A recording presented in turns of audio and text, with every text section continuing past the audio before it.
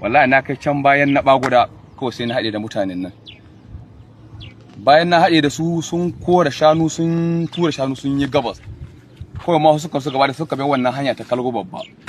Sai mashin guda kawai sai ya toye tare ni. Da kanan daura da wani icin mangoro na nan su yan karkara mun baguda sun san da shi. Wallahi kawai sai ga sun ci mai tsaya wallahi ko wallahi ina halibin ka wallahi ina halibin kan ciro Allah kai hakuri. Sai da faka mashin kawai ina faka mashin ne sai kasa sai ga sun iso. Kowane suna da bindiga sharati haka sauransu. Sai ce mai wallahi da ka shiga ina halibin ka. To ya da haka faɗa direban mashin ɗin nan ya je da kawai sai ne nome cikin gero. Kawai har ya dan bi ne ba shi cin kuya biyu ba. Kawai sai haka sai sake dawo da mashin. Dan man da aka jarka da sai sun ka zube shi kawai. Sun ka bar mashin sun kai jamuka. Suna zuwa jamuka sun ka buɗe ta jamuka. To gaskiya da jamuka da lalle da maradu da cohol da kaya da likingu gaskiya mutane duk sun shiga gajiya.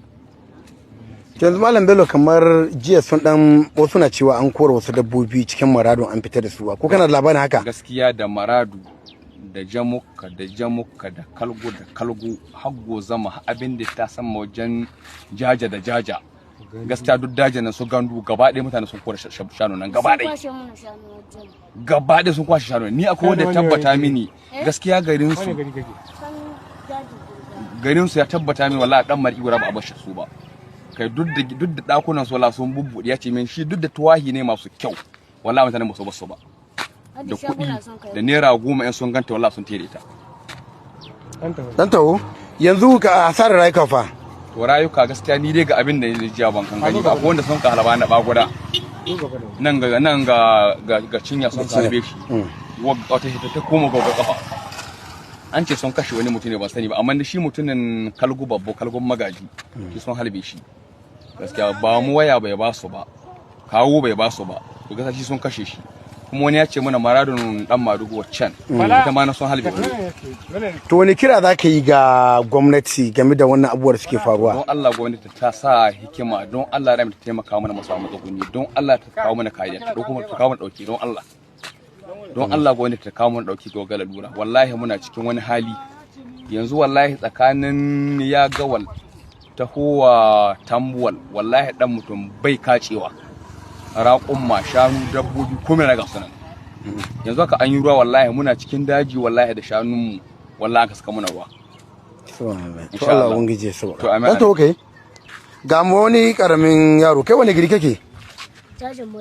Jajan Madi me ke faruwa garin ku? Kai magana ba wani abu da kai ba komai da ba za su kai sun ka bubbuge shaguna da shanu sun ka wuce da su don mutane in sun ka gane su ce su ba su kuɗi ko da waya. An tayar da bisa shi garin ku? An tayar da shanu kamar garin ku haka an tayar da shanu garin ku? Okay. To masha Allah Allah ya sauka. Allah ya sauka. Allah ya mana mai za. Idan kuka duba kuma kuna ganin ga mutane nan tafi wasu ana goyo su da mashi shuka wasu kuma ga wasu mata nan ƙasa sun fito daga ƙauyen Maradun jaja da tulluwa da Maradun ga sunan suna shigowa cikin garin Tambol suna neman mafaka da Likingu ga sunan kuna ganin ga mutane yan gudun hijira nan sun taro ga shanu nan dai ta ko ina in za ku yi cinkan su to muna kira ga gwamnati da Allah akan ta kawo mu innan bayan Allah dauki akan yanayin halin da suke ciki gaskiya akwai iftila'i sosai idan kun ga irin yanayin da matan aure suke fitowa suna neman mafaka suna shigo a cikin garin Tambuwal Allah ubangiji ya sauwaka ya kawo mana mafita shi kawo mana karshen wannan ta'addanci da yake faruwa kuma gwamnati muna roƙon Allah ubangiji ya bata iko da damar ɗaukar wani gaggawan matakin abin da zai faru Allah ubangiji ka sauwaka Allah shi kawo mana zaman lafiya a cikin wannan ƙasa tamu da wannan ƙaramar hukumar mulki tamu ta Tambuwal da kuma jihar Sokoto baki ɗaya.